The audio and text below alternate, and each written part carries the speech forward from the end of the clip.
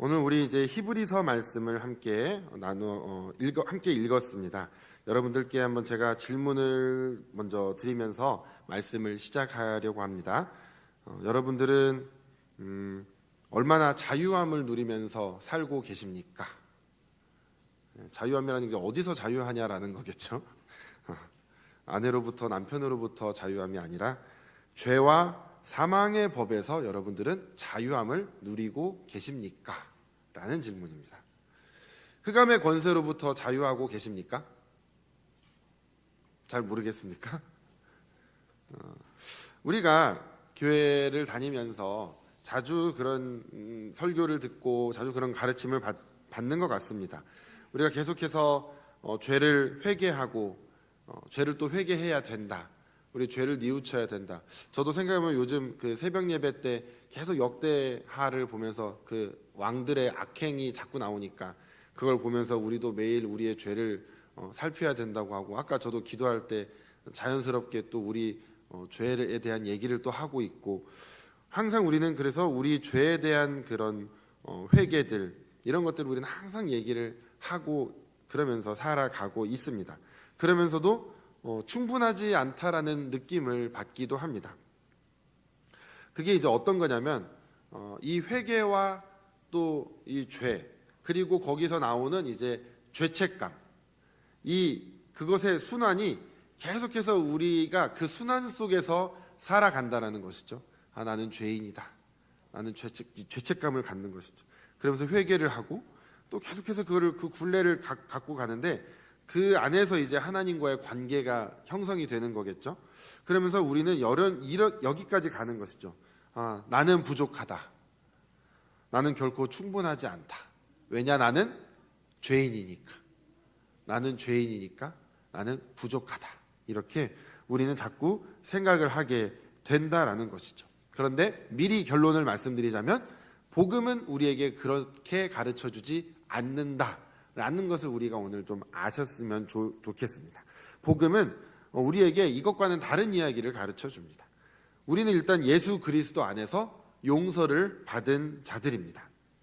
그리고 오늘 이제 히브리서 10장 5절부터 14절을 우리가 함께 읽으시면서 예수님께서 우리를 위해서 하셨던 그 완전한 희생, 그 영원한 제사, 그것이 우리의 죄책감을 자꾸 갖게 만들고 우리의 죄를 자꾸 들춰내주기 위한 것이 아니라 하나님의 정말 압도적인 사랑과 그분 안에서 우리가 누려야 할 그 자유함을 우리에게 주기 위하여 그 영원한 제사를 주님께서 해주셨다라는 것, 그것을 오늘 우리가 함께 나누자라는 것이죠.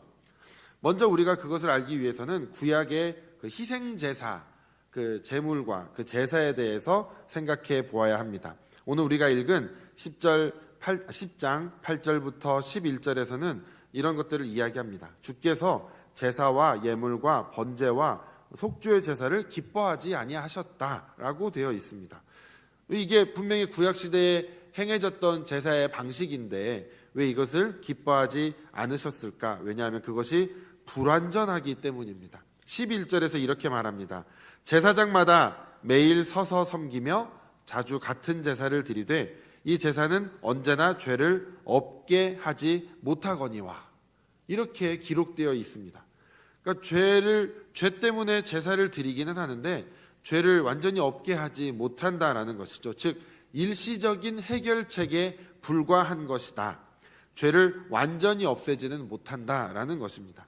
마치 우리가 상처가 났는데 위에다 그냥 반창고만 붙여놓은 것, 그 상처를 봉합하거나 완전히 치료되지 않았는데 위에다가 반창고만 붙여놓은 그런 덮는 임시 방편에 불과하다라는 것이죠. 그래서 그럼 오늘날 우리는 이 제사를 드리고 있지 않는데, 그럼 우리는 이것을 어떻게 받아들여야 할 것인가? 우리는 옛날과 같이 물질적인 제사를 드리고 있지 않지만 우리가 예배를 통해서 이제 우리의 죄를 고백하고 회개하고 그렇게 나아가고 있습니다. 그런데 여전히 오늘 세상도 옛날과 같이 비슷한 제도 아래에서 우리가 자꾸 살아가는 것을 발견하곤 합니다. 뭐냐면 구약시대에 제사를 드리지만 죄가 완전히 해결되지 않았다라는 그 죄책감을 여전히 갖고 살아가는 것이죠. 그 주석책, 현대 성서 주석을 보면 거기에 한 여인의 이야기가 등장을 합니다. 우울증을 앓았던 한 여인의 이야기인데 이렇게 얘기를 합니다. 나는 어릴 적부터 심한 우울증으로 인해 극도의 외로움에 시달렸다. 어릴 적 기독교는 나에게 그 불행으로부터 탈출할 수 있는 어떤 길도 제시해 주지 못했다. 도리어 인간은 전적으로 타락했고 그 때문에 예수님이 돌아가셔야 했다는 죄에 대한 강조는 나의 타오르는 우울증에 기름을 붓는 격이었다. 죄는 종교의 존재 이유와 같이 느껴진다. 이제 여기서부터 중요합니다. 만약 당신이 초등학생인 나에게 예수님이 왜 태어나셨나요? 라고 묻는다면 나는 주저없이 나의 죄 때문에 이 땅에 태어나셨습니다 라고 대답할 것이다. 만약 당신이 계속해서 나에게 어떻게 하면 그럼 죄 용서를 받을 수 있나요? 라고 묻는다면 나는 이번에도 주저하지 않고 죄를 회개해야 합니다 라고 대답할 것입니다. 당신이 한 번 더 나에게 그럼 회개한다는 게 무슨 의미인가요? 라고 물어본다면 나는 내가 얼마나 흉악한 죄인인지에 대해 괴로운 느낌을 갖는 것입니다 라고 대답할 것입니다. 이 여인의 이 고백이 기독교가 자신에게 자유함을 주는 게 아니라 나의 부족함을 끊임없이 일깨워주기만 하는 것에 불과했다라고 자신의 과거를 이렇게 고백을 합니다. 물론 지금은 그렇지 않기 때문에 자신의 그 시절을 고백하는 것이죠. 그래서 자기의 옛날의 신앙의 본질이 자꾸 죄에 초점이 맞춰져 있고 회개에만 초점이 맞춰져 있었다라고 그렇게 믿으면서 살아갔더니 자기가 자꾸 더 절망감만 더욱 깊어졌다라고 고백을 하는 것이죠. 이것이 우리에게 많은 공감을 하게 만듭니다. 죄와 죄책감에 대한 반복적으로 우리가 초점을 맞추면서 살아가는 건 우리가 복음의 핵심을 자꾸 보지 못하게 한다라는 것이죠. 마틴 루터를 여러분 아십니까? 종교개혁자, 우리가 요즘 말하는 천주교에서 개신교가 탄생하게 만든 그 장본인이죠. 그런데 이 루터가 요즘 현대학자들의 그 정신 분석의 대상이 되는 인물들 중에 하나입니다. 그러니까 과거에 어떤 유명했던 인물들의 이런 행동들, 말들 이런 것들을 분석하면서 이제 요즘 학자들이 연구를 하는 것이죠. 왜냐하면 루터가 생애의 많은 시간을 불안에 시달렸다고 합니다. 그리고 건강 염려증 이런 경향도 있었다라고 합니다. 그런데 무엇보다 이제 학자들은 루터가 젊은 시절에 시달렸던 극심한 그 개인적인 죄책감으로 아주 지독한 골머리를 앓았었다라고 합니다. 저도 마틴 루터라는 그 영화를 본 적이 있습니다. 옛날에 신학대학원을 다닐 때 그 영화를 봤는데 막 골방에서 막 기도하면서 막 그 사탄과 막 싸우면서 자신의 그 죄 때문에 자꾸 그거에 대해서 막 침소하고 자기의 죄에 대해서 막 자꾸 들춰내는 그 사탄의 속삭임과 막 계속해서 막 고뇌하고 싸우는 그 루터의 모습이 거기서 막 등장을 영화에서 잘 표현했던 것을 제가 기억을 합니다. 근데 루터가 실제로 그렇게 살았다라는 것이죠. 하나님의 진노에 대한 두려움 때문에 막 옴짝달싹하지 못했고 하나님이 나를 치실까봐 막 어깨너머로 막 이렇게 하나님이 막 날 칠까봐 이렇게 불안해하는 그 정도까지 루터가 갔었다라고 합니다.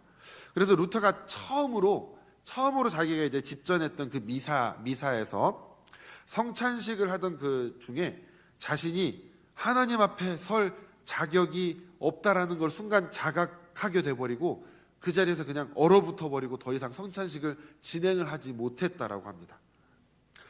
근데 그 천주교를 보면 그 항상 고해 성사를 하게 되어 있습니다. 그래서 자신의 죄를 정기적으로 계속해서 낱낱이 고백하게 합니다. 아주 막 정말 지극히 자기가 생각할 수 있는 아주 작은 것까지 이런 표현이 있어요. 신부들이 진절머리를 내밀 만큼 생각할 수 있는 아주 사소한 죄까지 낱낱이 고백하는 삶을 살도록 했습니다.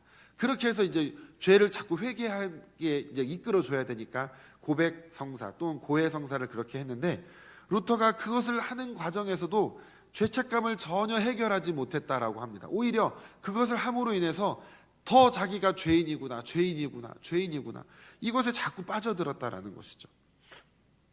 그런데 하나님의 그 성품 중에 우리가 정말 그 성품을 잘 알고 있는 분들이라면 루터가 왜 그런 죄책감에 시달렸는지 조금 이해는 됩니다. 왜냐하면 하나님의 그 거룩하심을 루터가 너무나 깊이 깨달은 나머지 그 하나님의 심판에 대한 두려움에 앞서게 된 것이죠.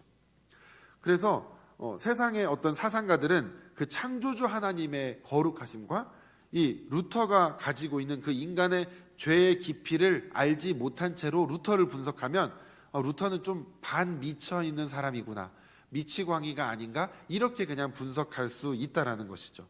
그런데 사도 바울도 자신을 정말 죄인 중에 괴수다라고 고백했던 것을 우리가 알 수 있습니다. 그런데 거기에만 머물러 있을 때에는 문제가 발생할 수 있다라는 것이죠. 바울은 그렇지 않았고 루터도 그의 그 후년을 그렇게 절망 속에 빠져 살아갔던 사람이 아닙니다.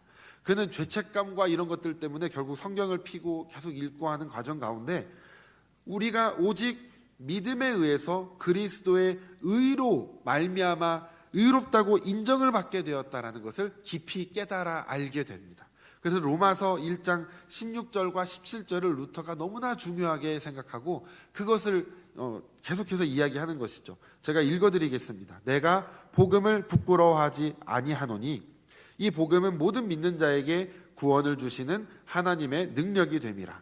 먼저는 유대인에게요 그리고 헬라인에게로다. 복음에는 하나님의 의가 나타나서 믿음으로 믿음에 이르게 하나니 기록된 바 오직 의인은 믿음으로 말미암아 살리라 함과 같으니라.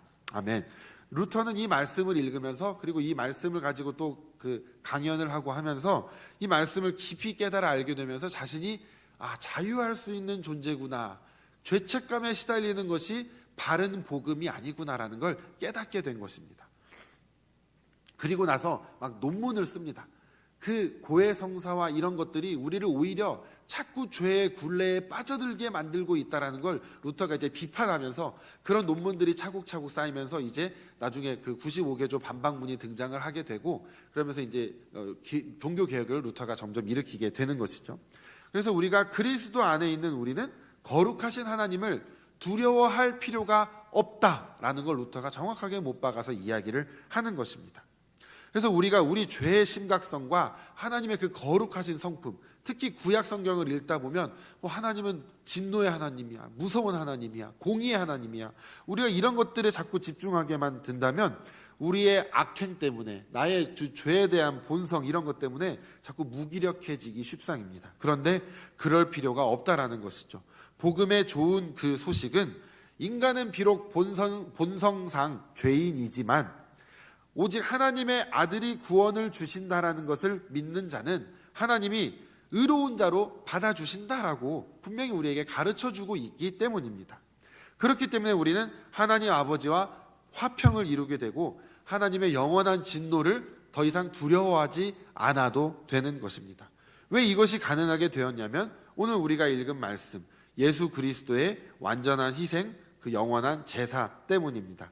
히브리서 10장 5절에서 7절은 그래서 우리의 그 시선을 좀 바꿔주게 됩니다. 주께서 세상에 임하실 때 무엇을 하셨냐면 하나님께서 제사와 예물을 원하지 않으시고 오직 나를 위하여, 즉 예수님의 입장에서 지금 얘기하는 겁니다. 나를 위하여 한 몸을 예비하셨도다. 즉 예수님께서 세상에 내려오실 때 하나님께서 예수님을 위해 한 몸을 예비해 두셨다. 즉 인간의 그 육신을 예비해 두신 것이죠. 그러면서 6절에 번제와 속죄제는 기뻐하지 아니하시나니 7절 이에 내가 말하기를 하나님이여 보시옵소서 두루마리 책에 나를 가리켜 기록된 것과 같이 하나님의 뜻을 행하러 왔나이다. 이렇게 말씀을 하십니다. 예수님은 세상에 오셔서 제사를 드리기 위해 오신 것이 아니라 하나님의 뜻을 행하러 오셨다. 그럼 그 뜻이 무엇이냐? 바로 완전하고 영원한 희생제사를 드리는 것이다. 이것이죠. 그래서 오늘 읽은 10장 10절을 우리가 한번 읽어보겠습니다. 다 같이 10장 10절입니다. 이 뜻을 따라 예수 그리스도의 몸을 단번에 드리심으로 우리가 거룩함을 얻었노라. 아멘. 구약의 제사장들은 매일 같은 제사를 반복했는데 예수님은 단번에 딱 한 번에 희생제사를 드리셨습니다. 그리고 하나님의 오른편에 앉으셨다라고 12절에 그렇게 기록이 되어 있고, 그로 인해서 예수님의 사역은 완성이 되셨습니다.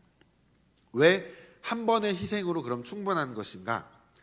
세 가지 이유를 우리가 들어서 말할 수가 있는데, 첫 번째는 예수님이 하나님의 뜻을 온전히 순종하셨기 때문에, 즉 예수님께서는 죄를 행하지 않으시고 온전하게 하나님의 뜻을 그대로 행하셨기 때문에 하나님이 원래 가지고 계신 구원의 그 계획이 그대로 이루어질 수 있었다라는 것이고, 두 번째로는 예수님은 신성과 인성을 동시에 갖고 계셨다. 즉 참 하나님이시며 참 사람이시기에 하나님과 사람의 완벽한 중재자가 되실 수 있었기 때문이다. 세 번째로는 영원한 효력을 가지기 때문입니다.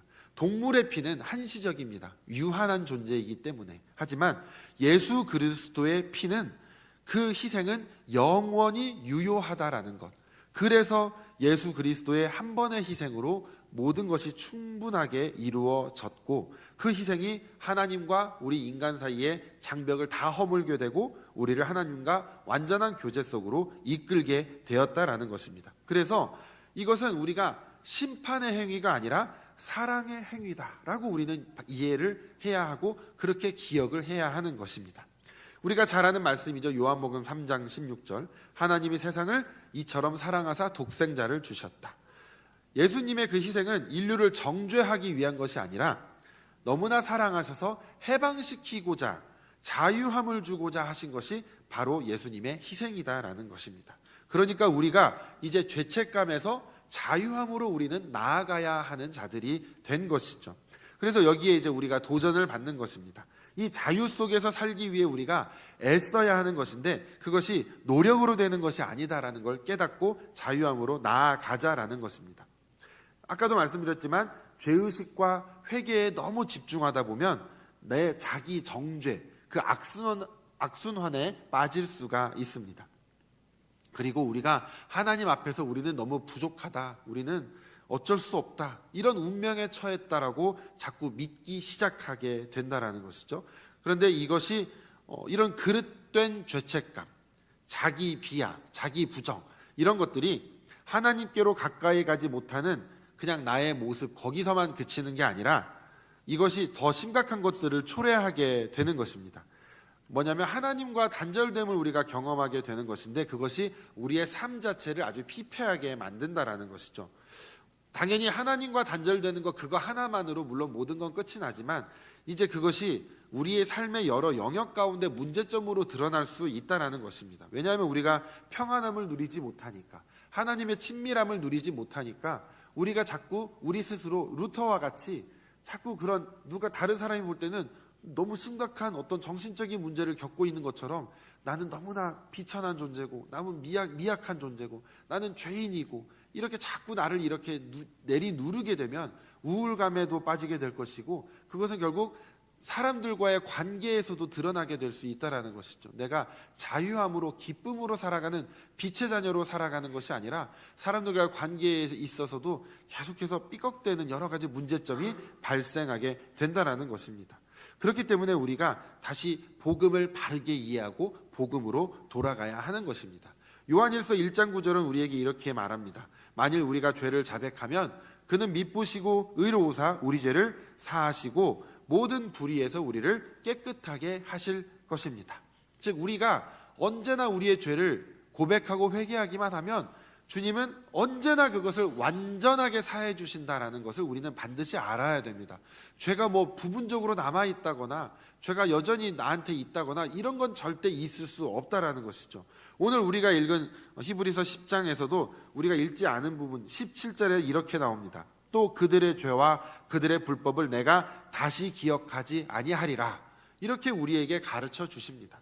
내가 너희들의 죄를 기억하지 않겠다라고 하시면, 하나님이 그렇게 말씀하시면 그런 것입니다. 하나님이 우리 죄를 기억 못 하시는데 누가 기억하겠습니까? 내가 왜 그것을 굳이 계속 기억하면서 나는 옛날에 이런 죄를 지었던 사람이니까 지금 이런 삶을 누릴 자격이 없다. 이런 식으로 자꾸 이미 내가 정말 그때 간절하게 울면서 회개했던 일인데 다시 그것을 내가 상기시키고 다시 기억하면서 내가 그럴 자격이 없는 사람이지. 내가 지금 이런 행복을 누릴 자격이 없는 사람이지. 이러면서 자꾸 나를 죄책감 속에 가둬두게 될 필요가 전혀 없다라는 것입니다. 왜? 하나님은 그걸 이제 기억 안 하시는데 내가 기억할 필요가 없는 것이죠. 그걸 그럼 누가 기억할까요? 사탄이 기억하고 자꾸 우리 안에 생각으로 자꾸 떠오르게 만드는 거 아니겠습니까? 그러니까 우리가 그것을 물리쳐야 하는 것입니다. 하나님이 기억하지 못하는데 내가 그것을 하나님 앞에 온전하게 회개했고 하나님이 나를 죄 사해 주셨는데 어찌 감히 사탄아 네가 나에게 이것을 가지고 나오느냐 하면서 예수 이름으로 우리가 물리쳐야 하는 것입니다. 그래서 예수님의 그 희생, 그 영원한 제사는 우리를 죄의 속박에 가두는 것이 아니라 우리를 자유롭게 하고 하나님과 교제하고 온전한 삶을 살도록 해주시는 것입니다. 그래서 은혜의 복음이 우리에게 있는 것이죠. 제가 여러분들께 세 가지의 문장을 말씀드릴 텐데 여러분들이 그 문장을 깊이 좀 잘 받으셨으면 좋겠습니다. 성경 안에 있는 말씀은 아니지만 이렇게 말씀드립니다. 예수 그리스도 안에서 당신은 용서받았습니다. 참으로 예수 그리스도 안에서 당신은 용서받았습니다. 다시 말하지만 예수 그리스도 안에서 당신은 용서받았습니다. 회개는 우리 자신을 벌하는 게 아닙니다. 우리를 조건 없이 사랑하시는 하나님께로 뉘우치고 돌아가는 것, 그것이 바로 회개입니다. 조금 더 우리가 말씀을 나눠보자면 그럼 이제 자유 속에 산다는 것이 무엇일까? 우리는 이제 10장 10절에서 그리스도를 통해 거룩해졌음을 이제 우리가 알게 되었는데 그럼 이제 우리는 자유함을 얻는 것이 무엇일까? 먼저는 좀 이것을 기억하면 좋겠습니다. 이제 더 이상 그분의 사랑을 얻으려고 뭘 애쓸 필요가 없다라는 겁니다. 이미 사랑 안에서 우리는 자유함을 얻었기 때문에 우리가 사랑하기 전에 우리를 사랑하신 주님이 우리가 사랑을 얻기 위해서 뭘 갈구하고 뭘 이렇게 찾고 자꾸 할 필요가 전혀 없다라는 것. 우리의 부모 되신 주님은 우리를 이미 사랑하고 계시다라는 것. 그걸 기억하시고 두 번째로 그러니까 자꾸 우리의 가치를 증명하려고 다른 데서 애쓰면서 찾아다닐 필요가 없다라는 것입니다. 돈이 우리의 가치를 증명하고 권력이 우리의 가치를 증명하고 아는 사람이 많은 어떤 관계적인 게 사회적인 지위가 나의 가치를 증명하는 게 아니다라는 겁니다. 그냥 나는 그냥 존재 자체가 사랑받을 만한 존재, 사랑스러운 존재, 사랑 그 자체인 존재.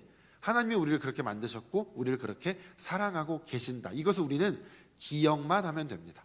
다른 것을 찾아다닐 필요가 절대 없다라는 것을 꼭 기억하시기 바랍니다. 그럼 이제 그렇게 될 때 우리가 어떤 자유를 누리게 되느냐? 첫째, 예배의 자유를 누리게 됩니다. 우리의 죄책감이 제거되면 우리가 기쁨으로 자유롭게 하나님께 예배함으로 예배자로서 나아갈 수 있게 되는 겁니다.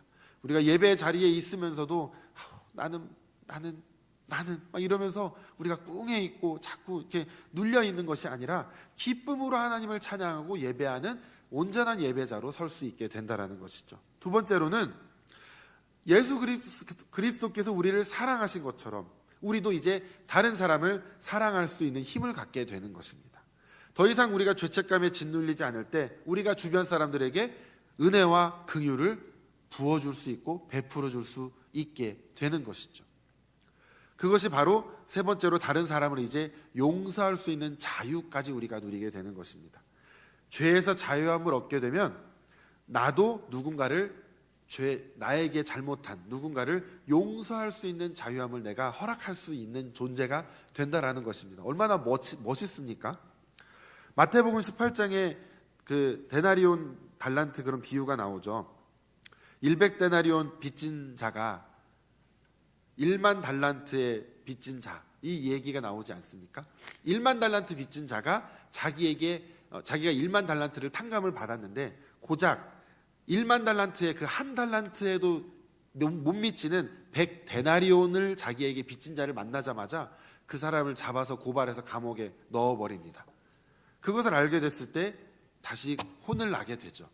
네가 결국 어떤 죄를 탕감받았는지 네가 알지도 못하는 존재구나 라고 해서 그 사람이 결국 다시 혼을 나게 되는 것을 우리가 보게 됩니다. 우리도 마찬가지죠. 나의 형제 자매들, 우리 믿음의 공동체들, 우리 주변에 있는 사람들과 함께 우리가 지지고 볶고 살아갑니다. 근데 그 과정 가운데 누구나 실수할 수 있고 누구나 잘못할 수 있습니다. 그런데 우리가 그럴 때 그 사람을 용서할 수 있는가? 용서할 수 있다라는 건 내가 참된 용서를 받았다라는 걸 누리고 그 자유함을 누리며 살아가는 자만이 가능한 겁니다. 내가 정말 용서가 안 되는 누군가가 있다라면 아직 내가 어떤 존재임을 온전히 깨닫지 못한 것은 아닌가 한번 돌아보아야 됩니다. 우리가 보통 이렇게 자신에 대해서 좀 관대하지 않습니까? 나처럼 평균적이고 이치에 맞게 생각도 할 줄 알고 또 나름 좀 정의롭기도 하고 또 지혜롭기도 하고 이런 사람이, 그죠? 이런 사람인데 만약에 이런 우리가 믿음을 갖지 못했다라고 생각을 해봅시다. 그런 사람 전도하기 쉬울 것 같습니까? 어려울 것 같습니까? 내 수준인 사람 전도할 수 있겠습니까? 저는 어려울 것 같은데요. 인간 박지훈을 전도하겠다. 와, 쉽지 않을 것 같습니다. 조목조목 따지면서 왜 그건 그건데 이건 이건데 야 그건 아닌데 하나님 안 보이는데 이러면서 아주 정말 한 대 콱 쥐어받고 싶을 만큼 아주 요리조리 피해 다니면서 제가 전도하고 싶은 그 마음을 아주 요렇게 꺾고 저렇게 꺾으면서 도망 다닐 것 같습니다. 그런데 여러분들이 믿음을 가졌기 때문에 믿음을 받았기 때문에 지금 이 자리에 있는 거 아닙니까? 만약에 그렇지 못했다면 가정해보는 겁니다. 나의 알량한 지식과 경험들을 가지고 있는 대로 내세워서 복음을 거부하고 하나님을 거부하고 막 저주하면서 살았을 수도 있는, 혹은 과거에 그래 본 적이 있는 그런 경험이 만약에 있으시다면 내가 그랬던 이 나를 하나님이 그래도 용서해 주시고 사랑하셔서 오늘 이 자리에 예배할 수 있게 나를 불러주셨는데 내가 대체 누구를 용서 못할까? 라는 겁니다. 나 같은 인간도 용서하셨는데 하나님이 나를 너무나 사랑하셨고 나를 위해서 죽으셨는데 나는 대체 누구를 용서하지 못하냐는 겁니다. 그러니까 우리가 누구를 비난하거나 미워할 자격도 사실은 없는 거죠. 단지 우리에게 하나 있다면 용서할 자격 정도는 우리에게 주어졌다라는 것, 그것을 좀 기억하면서 우리가 살아가야 할 것입니다. 더더군다나 다른 사람 앞에서 누군가를 비난한다? 그건 정말 돌이키기 힘든 죄를 짓게 되는 겁니다. 내가 이제 용서를 구하러 가야 할 자가 되는 겁니다. 아무리 누가 나한테 잘못했다 했을지라도 그것을 다른 사람 앞에서 다 공개하고 저건 잘못했으니까 난 사실만 얘기해 하면서 다 얘기하고 다니면 결국 누가 더 나쁜 사람인지 누가 더 악질인지는 나중에 우리가 보면 하나님 앞에 섰을 때 정말 우리가 두려워해야 하는 것입니다. 그러니까 우리는 자격이 없습니다. 단지 있다면 용서할 자격밖에는 없다라는 것이죠. 그래서 오늘 우리 하나님께서 삼위일체 되시는 우리 하나님께서 우리에게 아버지이신 성부 하나님께서 구원의 계획을 세워주셨고, 그리고 예수님을 위한 몸을 예비하셨고, 성자 하나님 즉 예수님께서 그 뜻에 순종하셔서 자신을 온전한 완전한 제물로 바치셨고, 성령 하나님께서 오늘날 이제 우리 안에서 역사하시면서 우리를 거룩하게 하시고 그리스도 안에 있는 우리의 자유를 계속해서 우리에게 상기시켜 주고 계십니다. 우리가 그 은혜를 입은 자들로서 살아가야 하는 것이죠. 오늘은 대림절 이제 4번째 주일입니다. 이제 수요일이 성탄절이죠. 성탄절을 기다리는 이 절기에 우리가 마음을 준비하면서 예수님이 왜 이 세상에 오셨을까를 기억해 보는 것이죠. 우리의 실패를 끊임없이 상기시키면서 두려움과 죄책감 속에서 살도록을 원하신 게 우리 주님이 원하신 게 아니고, 예수님은 우리를 자유케 하시려고 이 땅에 오셨다라는 것, 우리가 자유함을 누리고 하나님을 사랑하고 인간을 사랑하고 하나님과 교제하고 사람들과 교제하면서 용서하고 은혜를 베풀고 서로 감싸주고 그렇게 함께 믿음의 공동체를 이루어 가기를 원하시는 그 마음에 예수님이 이 땅에 오신 것이지 우리의 죄를 어떻게 하시려고만 오신 게 아니다라는 것입니다. 그러니 우리가 고백할 때 이렇게 고백하면 좋겠습니다. 예수님이 이 땅에 왜 오셨을까? 내 죄를 사해 주시려고. 이것도 맞지만 그거를 뒤에 반드시 이게 들어가야 되겠죠. 나를 사랑하셔서, 혹은 앞에 나를 사랑하셔서 내 죄를 사해 주시고 나와 함께 하시려고, 그래서 이 땅에 오셨다라는 것, 그래서 나에게 자유함을 허락하시려고 단번에 그 제사를 드리시고 영원한 효력이 있는 그 제사를 이미 드리셨기 때문에 나도, 내 자녀도, 우리 모든 후손들까지 모두 그 효력을 누리면서 살아갈 수 있게 된 것입니다. 오늘 그 진리를 깨닫는 여러분들이 되시고, 그것으로 인해서 우리가 뭔가를 얻으려는 노력을 멈추고 그냥 그 사랑 안에 거하면서 그 사랑을 누리면서 세상과 그 사랑을 나누는 우리 모두가 되시기를 주님의 이름으로 간곡히 부탁드리겠습니다. 하나님 아버지, 우리를 죄에서 해방시키시고 아버지와의 교제를 회복시키시기 위해 완전한 희생이자 영원한 제사를 위한 예수님을 보내주심에 감사를 드립니다. 우리가 주님의 은혜 자유 가운데 살며 기쁨으로 주님을 예배하고 주님의 그 사랑을 다른 사람들과 나누며 살아갈 수 있도록 도와주시옵소서. 예수님의 이름으로 기도드렸습니다. 아멘.